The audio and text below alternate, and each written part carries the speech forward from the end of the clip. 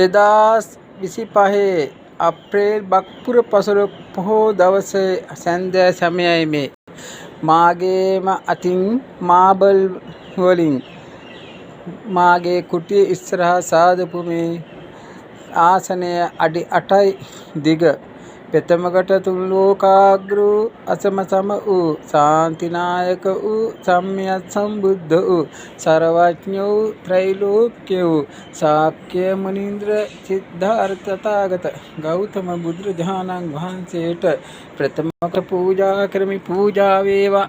මේ ආසන පූජා මාගේ අතින් රෝහල් බිස්සුවාට්ටු වලට හා ගෝපීඩි වලට හා විශ්වවිද්‍යාල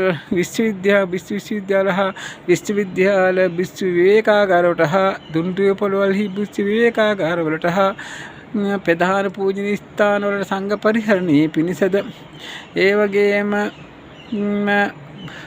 විශ්‍රාම ශාලාවල විවේකාගාරවලට වෙසේ පූජා කර අපු අතර මේ ආසනය මට ප්‍රබල මුල්ම ආසනය. මාගේම අතින් කොන්ක්‍රීට් කරලා මාබල් අල්ලලා හදපු මේ ආසනය තුන් ලෝකාග්‍ර බුදුරජාණන් පූජා කරේ. පූජා වේවා. දීර්ඝ කරන සත්‍යයක් කිය අධිෂ්ඨාන ප්‍රාර්ථනා බලයෙන් මහඵල මහානිසංස ලැබී මාගේ සියලු සම්‍යක් ප්‍රාර්ථනා ඉටති මත